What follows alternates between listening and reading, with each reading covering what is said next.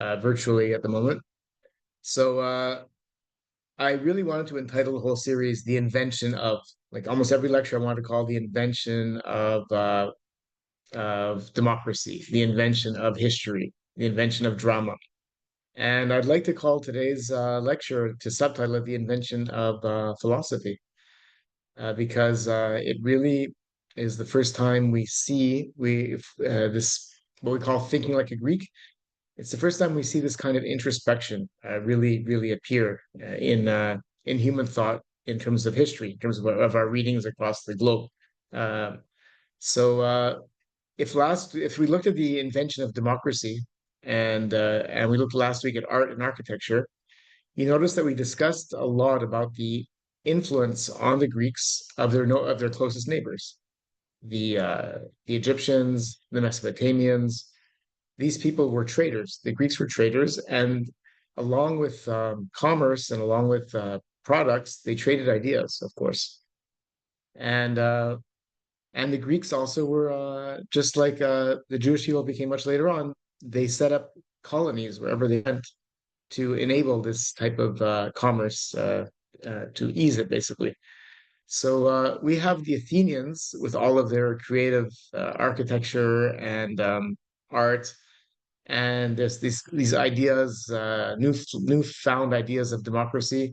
They start to move around and colonize different islands in, I guess you'd say, the area of now what is the modern day Turkey. And so one of the first places we see philosophy emerge, and in fact, a lot of the great Greek epics, Homer, in fact, was based in modern day Turkey as well, not in Greece, not in modern day Greece. So the Greeks actually settled in a part of Asia Minor, a city known as Miletus, modern day Anatolia. And in Miletus, this Athenian colony, Ionian basically, they had a wonderful port, and they had these trade connections with advanced cultures like Mesopotamia and Egypt.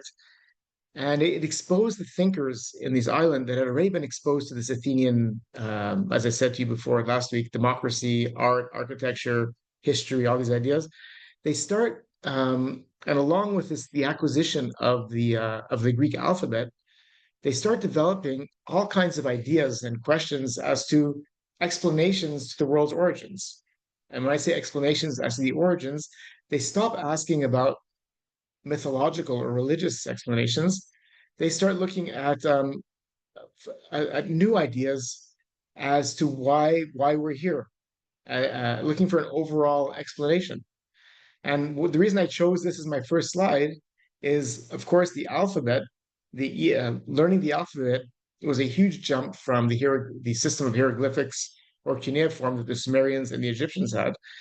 It allowed the common person, the common human, to learn how to read and write, and thus have exposure to different ideas with relative ease.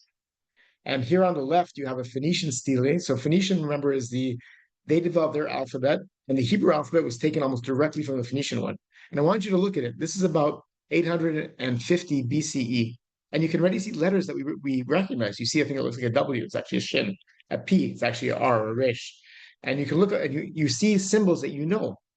And then the Greeks took those symbols, of course, and turned it into their own alphabet. And that's on the right. This this beautiful calyx, which is actually a drinking vessel. And here you have one of the earliest known inscriptions of the Greek alphabet as we know it today. So I just want you to understand that was one of the reasons for the vessels. And if when we speak about Homer and all the great epic poets and the playwrights like Aeschylus and Sophocles and Euripides, they always wrote in poetry with rhythm and song, bum ba bum ba bum ba bum bum, and they basically would almost rap to music all of their beautiful epics. Suddenly, these people, these thinkers in Miletus, start to stop writing in poetry and rhythm, and they start writing in prose, the way you speak. And this, in turn, enables them to start expressing their ideas and their questions. And this is where you get this term, this phrase, known as the pre-Socratic philosophers, the philosophers who came before Socrates. And I want to emphasize that pre-Socratic does not in any way mean that Socrates developed as a greater thinker from these people. By no means, no. These people, on their own, came up with such incredible, groundbreaking ideas that were in every bit as ingenious and mind blowing today as they were as they would have been back then. So you have these ideas fueled by this by this shift from myth to reason. They want to know rational reasons for why things look the way they do, and they start looking at this question of a single fundamental aspect. It's called an arche that underlines everyone's existence. Like, where does everything actually come from? Is there one common um, form that explains all forms? And so you have so I just wanted you to just take a look at this Miletus, where it is in relationship to Greece, and just see this. These are the trading routes all over the known world. And here you have the Greek colonization of Asia Minor. So the Greeks, the green represents the Ionians and the Athenians. This kind of influence that they have. And I want you to once again, last week I spoke about, or 2 weeks ago, we spoke about the development of democracy in a small city state called Athens. And a little bit later, I'm going to get into what a city state actually means. But basically, imagine Greece as this kind of mini universe, and every single city state on every individual island or settlement developed its own unique way of thinking, but with the common language of Greece around it. But they had their own government, their own uh, their own evolution, their own history, and they all. So in other words, each little city is actually a whole state, a whole country in essence. And I want you to imagine that as a possible explanation as to why the Greeks were able to develop so differently than almost any other civilization we know. So if you have the absence of mythological explanations, thinkers like we're going to talk about them later, Thales and Anaximander, they reject mythological explanations, which involve like capricious gods. Instead, they look for natural explanations, and they try and look at the phenomena that they observe, such as the way the stars and planets shift and seasons come full turn, and you can actually predict it. They and this is something I wanted to show. This is a vase that actually illustrates a myth of Hercules. And what I find interesting, if you look carefully, is there's an actual skull that's supposed to be a monster that many thinkers, many archaeologists believe is actually an ancient reproduction of a dinosaur skull that they would have found back then. And so, in other words, these thinkers and we'll see later, had full access to fossils, to not just dinosaur bones, but seashells, fish, everything you can imagine. And they wondered about it. They want to know where they came from. And just for fun and to keep you all sharp, I want you to date this vase for me. Okay? Look at the vase. Remember, we did black figure and red figure. So what would you call this? I think you'd probably say it's black figure. So you can feel free to type your estimates into the chat when I do this. So it has to be older than 500 BCE. So it's going to be, it looks a little less fine than the other works we've seen so far. So we actually have here is a crater dating to about 575 BCE.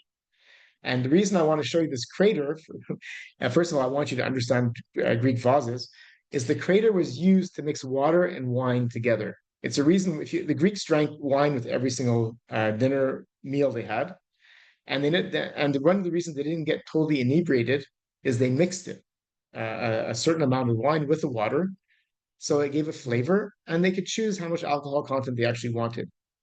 Another reason I wanted to show this to you is the word crater gives us a modern word in modern Greek called krasi, and krasi actually is the modern Greek word for wine.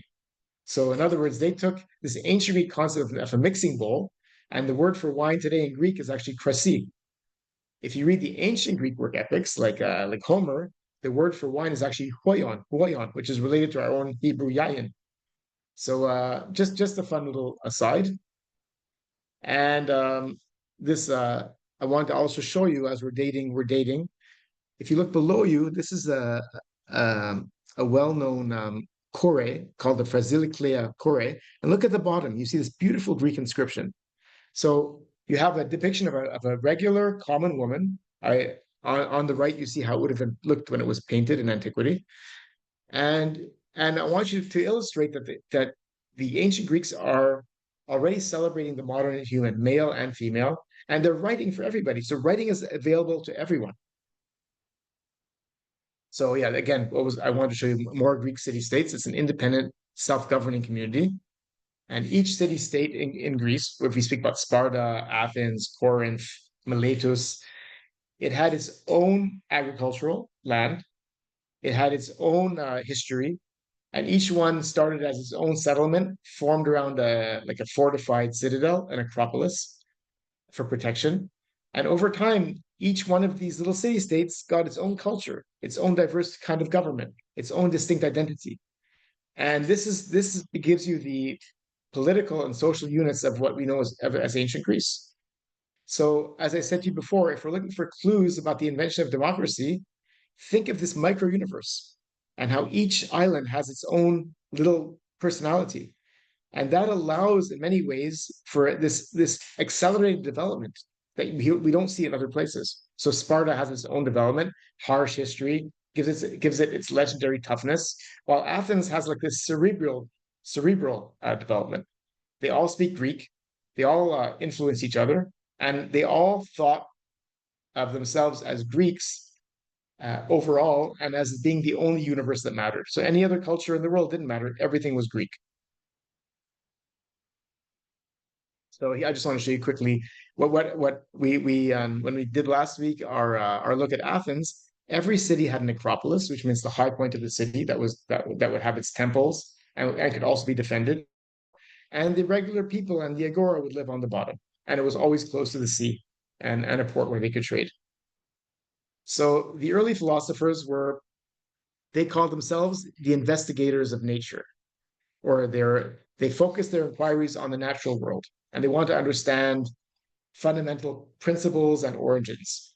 And this is like, as I said to you before, is just an incredible shift from the purely religious.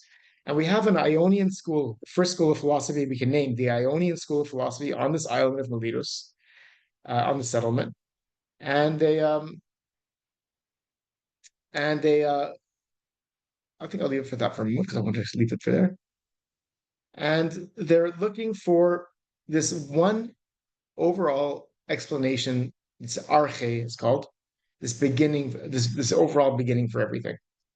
So these pre-Socratics are the first ever in any kind of tradition that we know of, but especially in Western tradition, to pursue this philosophical and scientific inquiry. And they weren't just one group, but they were a collection of thinkers that we're going to look at now, all over the Greek-speaking world. So, what we call this kind of search science?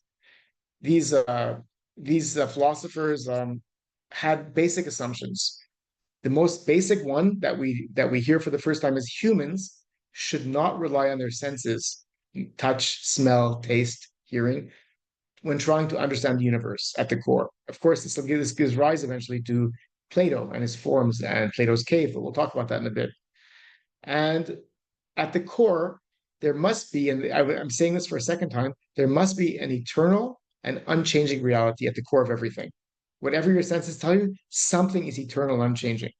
Even though people die and crops wither and upon death things decay, another season brings renewed growth, renewed birth. The stars come full circle again. The constellations come all around. This is this eternal and unchanging reality. And so the task of the philosopher, as they understand already at this time period, is to look for a deeper understanding of this reality. And once they understand or can grasp or theorize, to impart this knowledge to others. So I just for fun, I included this is a famous mosaic from that's I believe in the Vatican now of Raphael. He painted it in 1509. It's known as the School of Athens. So every school, there's a school of Miletus. They call themselves schools. The School of Athens has somewhat ideologically Plato and Aristotle in the center. We don't really know who the other philosophers are, but we suspect that Thales of Miletus is there. and Socrates, Plato, they're all in the school of Athens, but they're not necessarily defined. I wanted to ask you if you would call this search science, all of you. I just wanted to pose the question to you: is this philosophy or is this science? Einstein would actually call it science. He said the whole of science is nothing more than a refinement of everyday thinking. Einstein claims that he came up with his own theory of relativity in his brain. He called it das Gedankenexperiment, the thinking experiment. So there was no telescopes or microscopes or lab equipment used. And these people believed they could think their way to the truth. And we're going to see today if we agree or not with that. The So I wanted you just to imagine these I these restless Athenians, basically, meant choosing to move to central to basically to Asia Minor, where they live, they walk, they observe, they talk, and if you look on top of this picture of called the death of Socrates, I wanted to help out with Ari. Ari sent you an email yesterday, to encouraging you to study the Greek alphabet. Basically for fun. It makes things easier when you go to Greece to read signs. But aside from that, it's a relatively easy, um, demanding just a little bit of effort with a lot of reward for you to do. It's also a rightful heritage, a Semitic heritage, because it was taken from Semitic languages. So just for fun, if you can read this word in front of us, the first letter is the phi, the phi, and then after that you have the iota, which is the same as the modern I. You have the L, lambda, the omicron, then the sigma, then another omicron, another phi, another iota, and A, giving you philosophia, which is basically the love of knowledge. And here in this depiction of the death of Socrates by Jacques Louis David, I think from 1787, it's in the Met actually. He shows here Socrates taking a hemlock.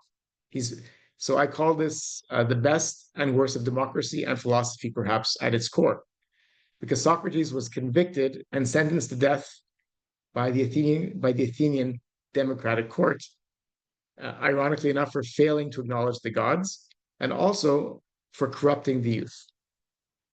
So the we can get it. We're gonna actually be at the prison cell of Socrates in Athens, and we'll discuss the fact that Socrates could have chosen not to be executed. There was plenty of people that would have happily smuggled him to exile, but he chose to accept the verdict of his peers, and he drank the hemlock and died as a result. And so it's well, but is this in many ways this traumatized Plato, who decided that human society was not um, could not be trusted to democratically elect a viable leader, and instead posited the idea that we had to have philosopher kings. We actually had to we had to find and elect among a select group of people a moral and ethical philosopher who could rule over everybody. So that's why I call it the best and the worst. So if over the past two sessions we spoke about empire, society, culture, and politics, today today we're looking at the simple questioning by these thinkers of the nature of the cosmos, the Greek word for world. And again, if we said that they started to ask about the nature of things, but my question to you is, why weren't the Greek myths concerning cosmic origins, like, why weren't they good enough for these people? These myths were always good enough for other peoples and cultures, and it's I wonder about this. And they say, is the cosmos eternal? It's clear when you look around you, the world's been around for I mean indeterminate period of time, and apparently would continue to exist internally. But observation, as I said, shows you something else. There's that people change, they die. Plants, animals, other organisms, births, life, death, decay. The earth between your feet, everything undergoes constant change. So what's a common element to everything? So here's I want to introduce you to your first Miletus character. His name is Thales. And Thales, look at the time period. He's born in 624 to 549 BCE. And he is actually starts to say, he starts to ask, he starts to have theories as to where, as to what this underlying thing could be that never changes. This basic material of which all things are made. So Thales says he believes that water is the arche, is this basic thing of that gives rise to everything in life that we know. And just for fun, I want to show you a Greek vase that existed at the same time as Thales, 600 I wrote BJH before Jewish hippie, before Common Era. And he had another thinker, a student of Thales named Anaximander, who says it can't be water. Water can't be the arche. How can water become its opposite, fire? And if water is the fundamental aspect of everything, why doesn't everything return to water, to entropy? So he uh, one of the few things I want you to know about Anaximander, I think I wrote this here. He's the first to write in prose. He drew a map of the Earth, and because he saw fossils on land, he suggested that all mankind was derived from aquatic matter. He actually is the first to propose evolution. Remember, I asked you before, is this science? He's coming up with all of this in his thoughts, theorizing, reasoning, by observation. Here's an earliest relief we have representing Anaximander, and it's the only existing image we have of him from the ancient world.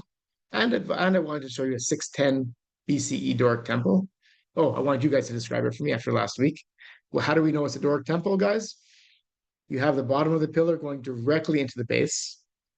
At the very top, you have that little donut that the only thing you see between that and the roof, the ceiling. And just above that, you have those three pieces called the triglyphs. And between every triglyph, you have the space called the metope. And above that, you have the triangle that's going to give you the pediment. We're going to be looking at the Greek temples all the time, and I want you to know what they are. We have here again the black figure of Dionysus in a crater. Remember, I told you already several times. At a symposium, at a Greek party, you'd be drinking your wine. You wouldn't know what you had until you finished drinking your wine. And then you turn your friend and say, I got Dionysus. What'd you get? Oh, I got so and so. I got Hercules clubbing a lion. And you talk about it.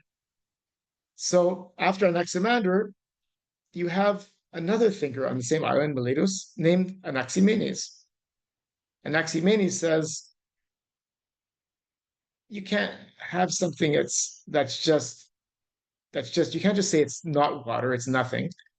You have to you have to claim some kind of describable thing to be the arche, to be this element that never changes, that's part of everything that we know of as life. And he says, I believe it's air. Air is less dense than fire. It can be condensed as cloud and water. More condensed, it becomes earth and rock.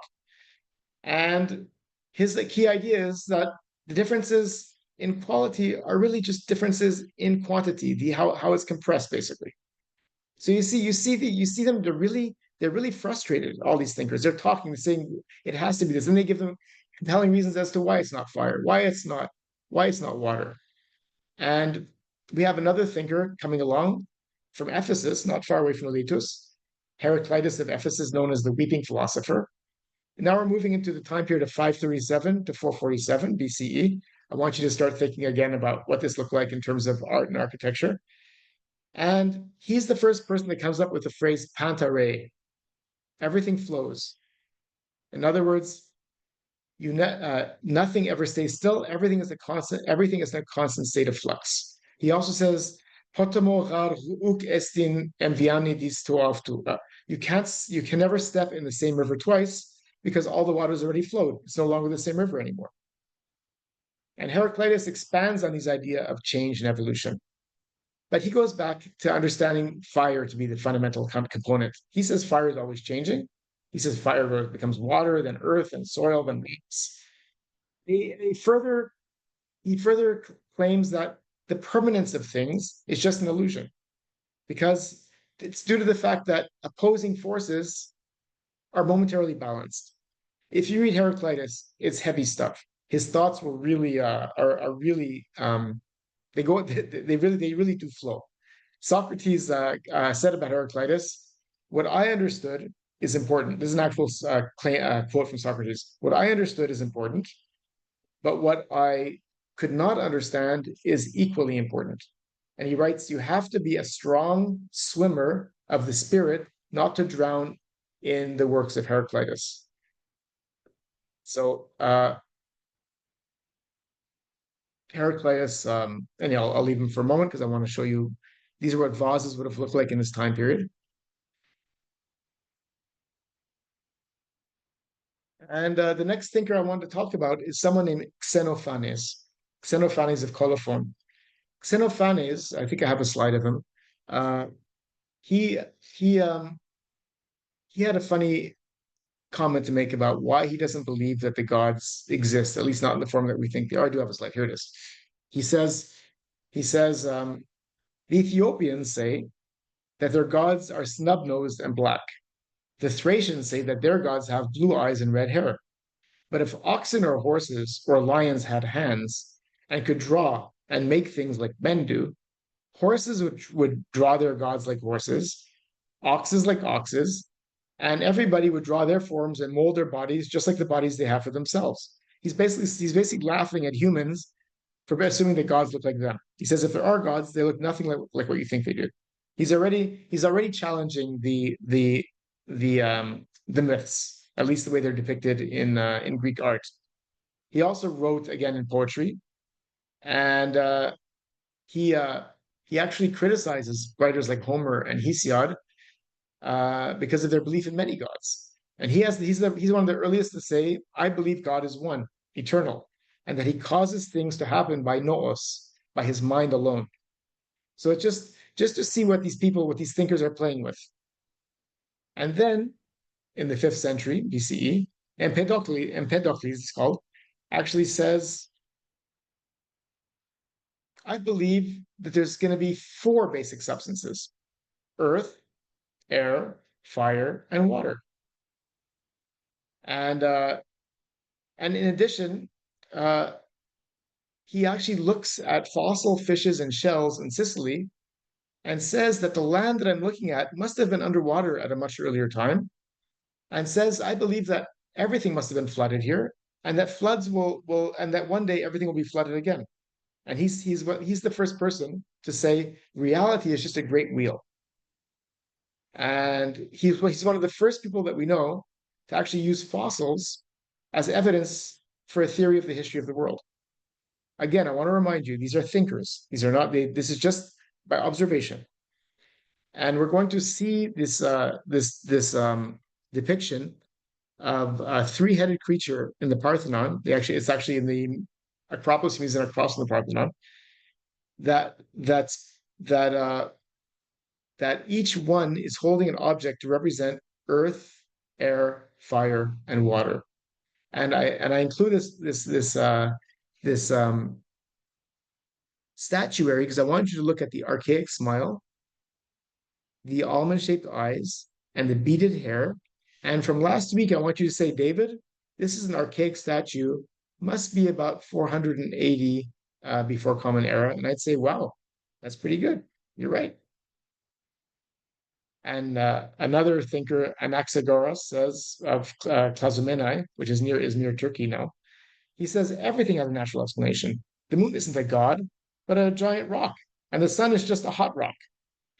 And what is very important about Anaxagoras that I want you to focus on, he says the secret substance of the world is not water, not fire, not air, but in fact, seeds.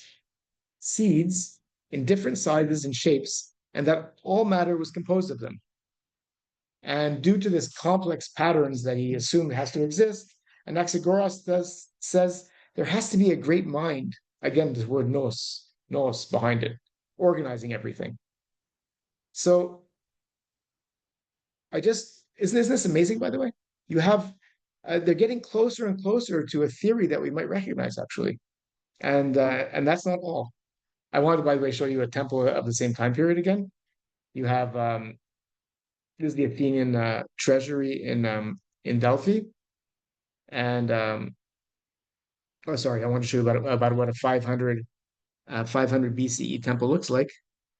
Um, yeah, we're going to be there as well, I hope.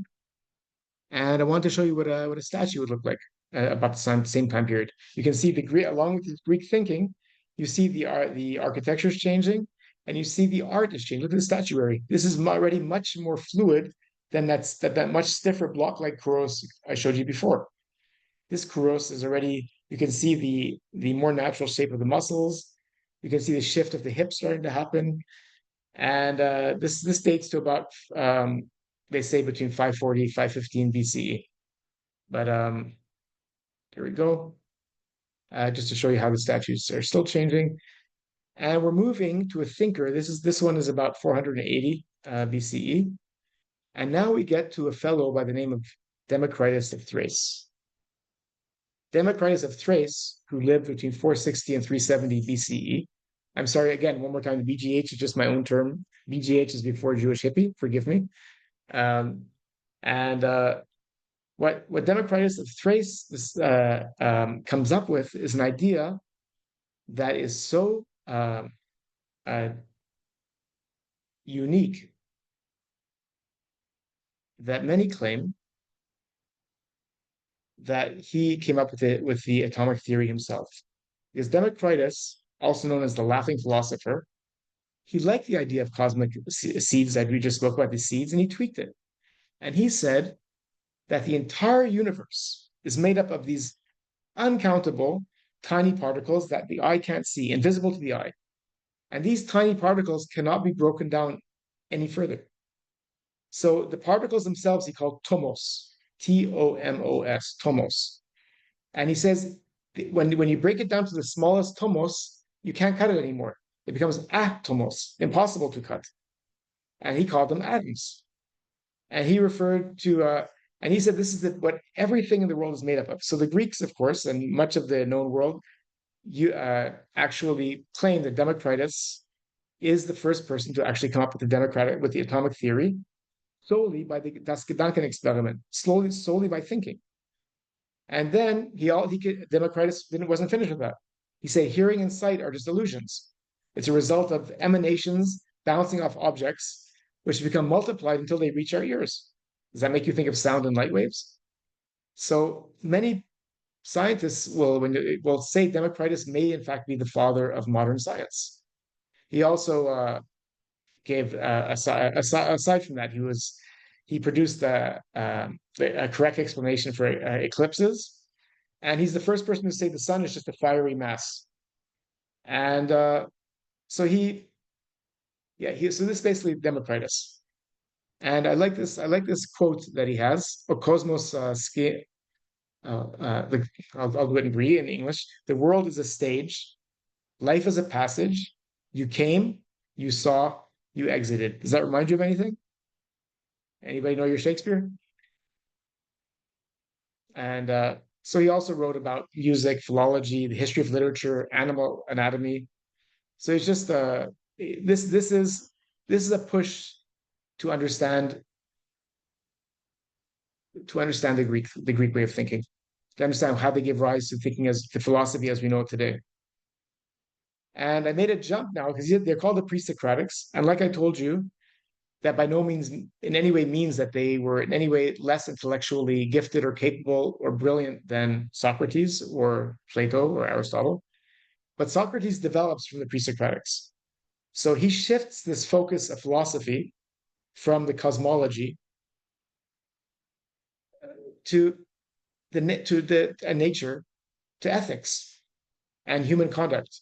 And he starts for the first time saying, we're asking questions.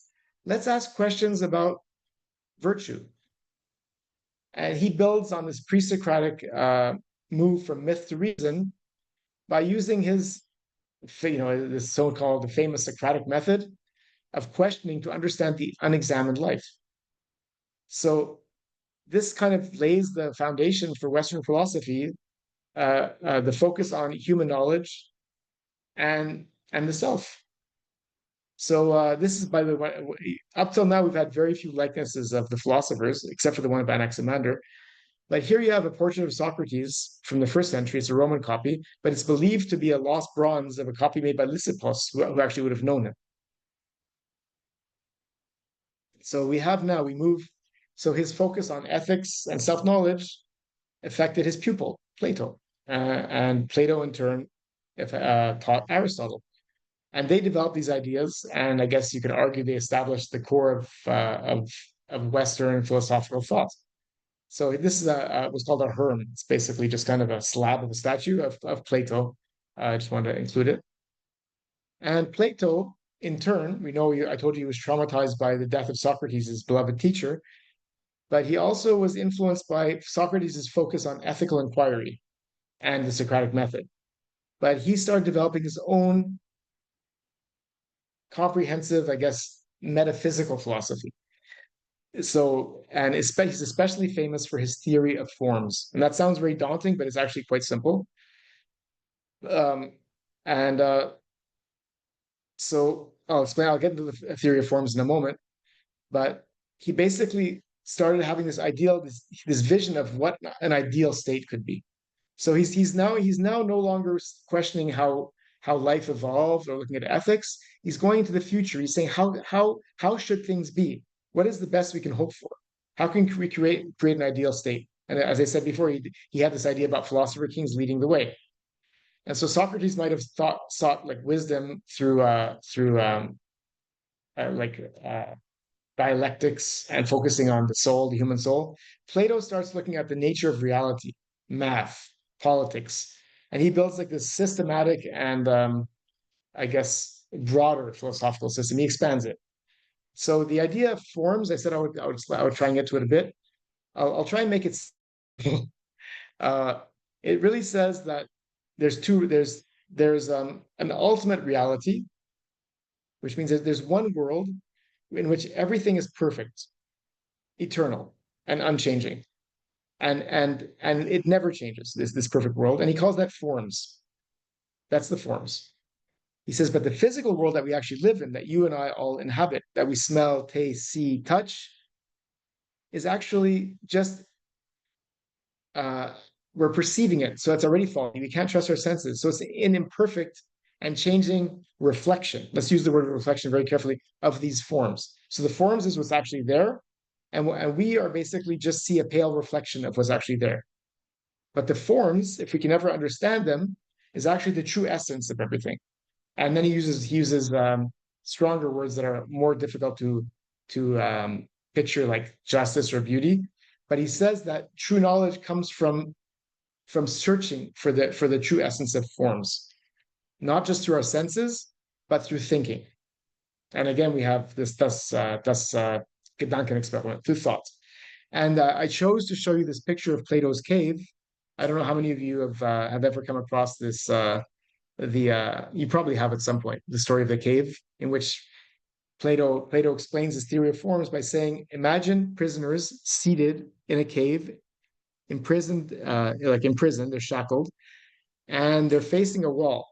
And behind them, people stand with lights, and and puppeteers go and show things. They show animals, people, and they make sounds of laughter, talking. And in the story of the cave, Plato says, wouldn't those people, these prisoners, think that that's actually the reality of of everything? Wouldn't they? Because they've never known anything else. And if one of the prisoners escaped and went to the outside world and saw the real world for what it was and came back and tried to explain it, wouldn't the other prisoners get angry at them and say, "What, you're crazy? What are you talking about?" And wouldn't they get agitated as a result? He's basically saying that's why Socrates was killed. And he says, but he says the role of a teacher is to come back out of the real out of the world, the true perception of the forms, if you like, and explain it to everybody. So so that I want that's basically a short summation. And here is by the way a depiction, an Arab depiction of Plato teaching his pupils. And so, in other words, the under Islam, the Arabs revered Plato and Socrates and Aristotle, and in fact, I just came back from Kyrgyzstan and Uzbekistan, and Bukhara in Uzbekistan is actually where Ibn Sina taught. Ibn Sina was the most famous of all the Arab philosophers, and he taught directly based on Plato, Aristotle, and Socrates, and developed his own way of thinking, but based on that. And he in turn was one of the major influences on Maimonides in a couple of centuries later, actually 1 century later. So I just wanted to include that to show you that the Arabs themselves prized this thinking. So if we tried to ask to say what are the differences between Plato and Aristotle, who comes next, Aristotle, who basically, who's, as we know, is famous for his being the tutor of Alexander the Great. Aristotle rejects the idea of this physical and ideal form. Aristotle just says the uh, the ideal world and the real world and the actual we witness are inseparable. And he has like this practical, realistic approach to understanding reality. So Plato says true reality exists in like an eternal, unchanging realm of the abstract.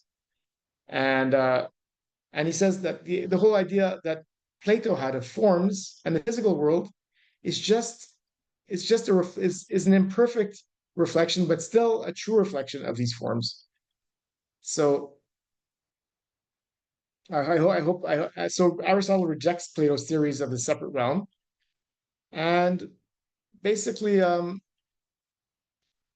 Aristotle goes on to go into great detail about everything he experiences in day-to-day life, be it medicine, be it theater, drama, poetry. He basically while Plato prioritizes like abstract reason, Aristotle just says we have to use our sensory experience and empirical observation. In many ways, he goes back to the pre-Socratics. He says we need to use our senses to get as much information as we can. And so that's basically a short I guess differentiation between the two. Plato's method was rationalistic, Aristotle's was analytical. For Plato, reality was like ideal and abstract. For Aristotle, it's concrete. Reality is concrete and observable. Good for time, yes, very good. So I promised I'll talk a little bit about also uh, about about truth. So Plato believed that you can only arrive at truth as in the ethical sense of good or bad. You know, if a lie is bad, truth is good. It's rooted in the contemplating this idea of forms, especially the form of good. So he says to be virtuous, to be a good person, you have to you have to be able to contrast your knowledge of um uh of this abstract universal ideals we're talking about through training in mathematics, sciences, philosophy. And he says justice really is just harmony. You have to take you have to use your reason and create a well-ordered state or universe. And that by its own by its bringing into reality makes actual justice. So harmony and justice is the same thing. So a life guided by this understanding leads to self-control, makes a person consistently good, regardless of external circumstances. So in other words, you have to contemplate for Plato the form that underlies everything. Aristotle says ethics is a practical field, and you have to look at humans overall, not on abstract universal truths. So, and he goes on to say that virtue is actually a habit. It doesn't come apart. It's not just philosophy and contemplating things. You actually have to develop your character through repeated actions and proper education. So that's where you get the word the golden mean from, by the way. So virtues like courage, is temperance, are found by finding this kind of mean, this balance between the extremes of all kind of excess, basically. So yeah, I'll leave you. I'll I want to yeah, I wanted to actually stop there for a moment because I wanted to hold on a second. I'm going to break this for a second. I'm going to stop my screen sharing. Um, because I wanted to actually give you a chance to ask questions, but I wanted to go back to the fact that I just came from Bukhara, Uzbekistan. And we lost shortly after these incredible discoveries of the Greeks. We went into our own, the West, meaning we, it went into its dark ages. And many of these remarkable findings of science thinking were all lost to mankind, and they could have been lost forever. And when and one of the gifts that Islam brought to the world was that because it was such a new religion, it started basically with the revelations of Muhammad in 610 Common Era. The Arabs, as I said, prized Greek thought, especially Greek philosophy, and they set up schools as they started their colonizing of the world. Basically, they set up schools in Damascus and in Bukhara and all over the known world that actually transcribed all of the Greek thinking, both Greek works and Latin. They had schools of translation that were run by that were actually led by amazing thinkers that were Jewish, Christian, Muslim, and otherwise that would actually transcribe and translate everything into Arabic. It's one of the reasons why we have all these things today. And one of my takeaways from Bukhara, where I just was that's the place where Ibn Sina was born. That's the place he was educated. And I was amazed that everything came full circle for me there. I said, this is the reason when 100 years later, when Maimonides actually had to flee Spain to Fez in danger of his life, where he actually uh, found sanctuary in Al Qurein, which is one of the old, it's just the oldest university in the world. It's where he basically wrote the Guide to the Perplexed, and many of his other great works were started there, composed there. And his base, his he leaned heavily on Ibn Sina and Al-Farabi and many of these Islamic thinkers that were directly influenced by the philosophers we're speaking about right now. And I wanted to make sure that we understand our own relationship with all this heady Greek stuff that we've been delving so heavily into. This is really ours as well. And we can get into that on a later date. Thank you. Wow, that was quite a less than 1 hour tour of philosophy. Yeah, I wish I had had that when I took a philosophy class in college because I had no idea what they were talking about for a whole semester because no one set the foundation. So thank you. Now I can go back in my time machine and take that class. I understand. absolutely. I'll make some other changes too while I'm back there. Don't worry, everybody. So I guess one question is just was on Plato. Did Plato say that that certain people like Plato can observe the forms and then teach the rest of us about them, or that no one can really observe that? No, he believes you can get close to it, very close to it. I don't know if I believe he actually more or less says you can, and that once you do, it's the duty of that person to teach others. He believes that it's teachable. So it's a so if your question is, did he believe you could actually view all the forms? Probably not. But he believed you can get close, and that it was, and once you do, it changes you forever. Both the person, so he has the first person who gets out of the cave, which he presumably talking about himself, is Basil. He can't handle it. He almost goes crazy from the sheer sensory overload of realizing what's really out there. Of course, the movie The Matrix is based on that as well.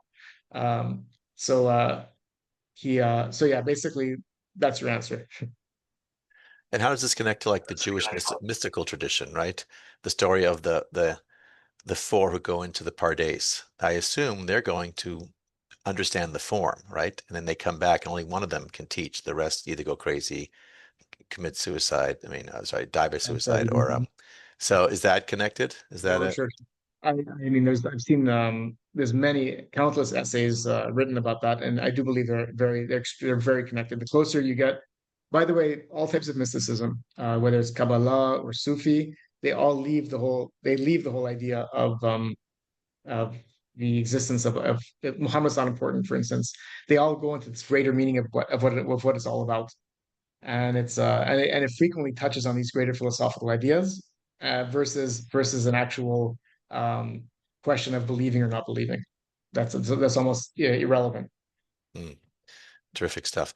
Um, I saw a question. So you posed a question to us. You said, were these early philosophers and even the later the Yeah, post-Socratic philosophers, were they really scientists, right?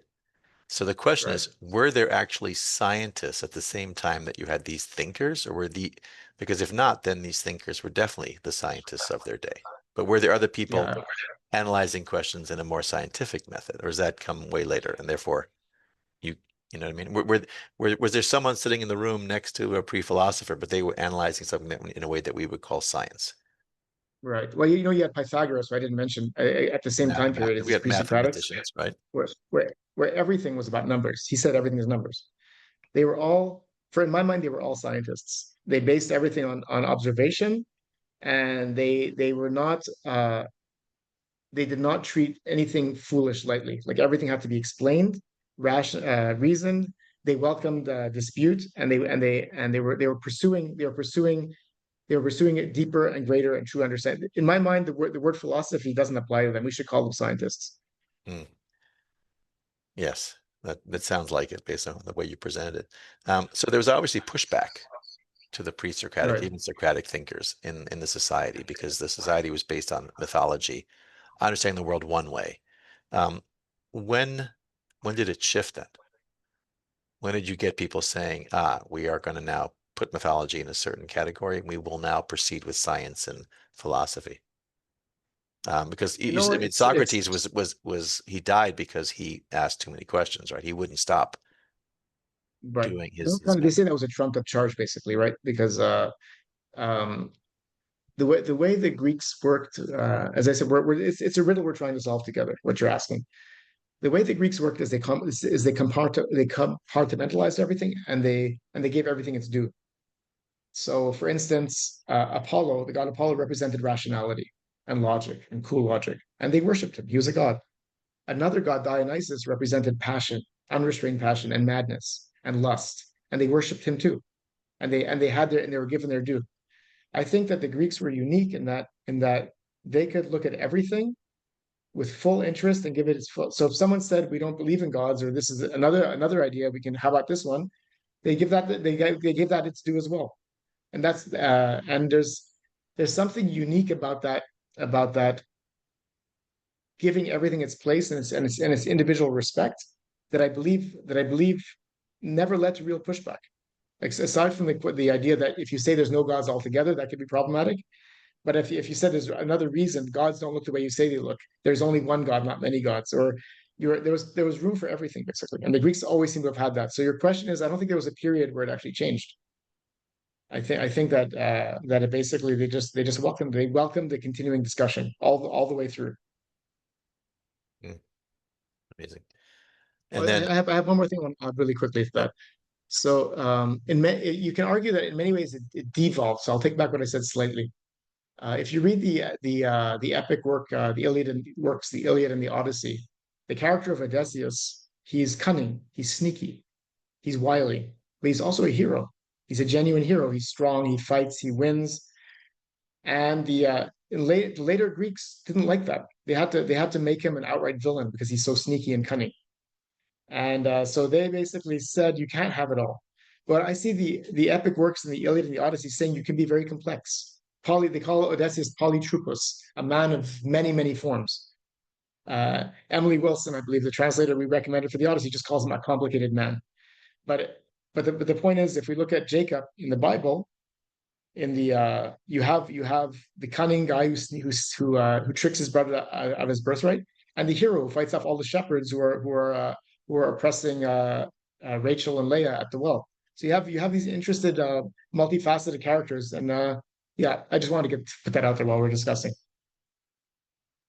so we're almost out of time. Give us a promo for next week, which I think is the last session in the series, which could go on for a long time. I know that. We can give many more series. I Well, mean, I think we may do one extra one, but what's coming up the stage of humanity? What are we going to do there? so so we had a perfect quote today for the stage, didn't we? All the men and women, all the world's a stage, and all the men. We basically had a. I hope most of you got the reference. So next week, basically, remember I told you that the Greeks gave everything its due. So, but yet that doesn't take away from the fact they were deeply spiritual people. And when they read from their works of Hesiod and Homer, and they had festivals. And they would have, just like at the Jewish temple, they have rituals, and they would be chanted, and then there'd be a sacrifice after. So the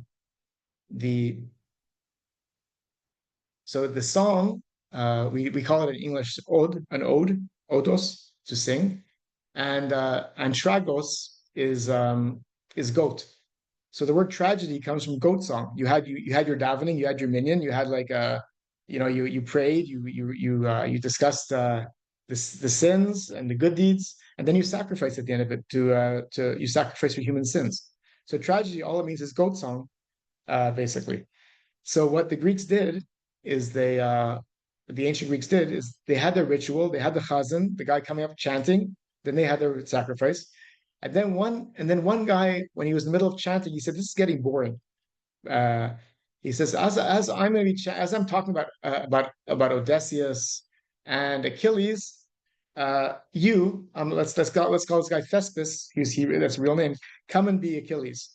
So he starts singing and pretend it's the Torah. I'm singing Moses, and I make Ari Aaron. Okay, now you're gonna be Aaron, and he answers me, and Thespis becomes the name for thespian, the very first actor. And that's basically how you have the beginnings of theater, the invention of theater happening. Basically, they put on a Torah reading, and they added actors to it at the same time on the stage, and they still had the sacrifice after it was all over.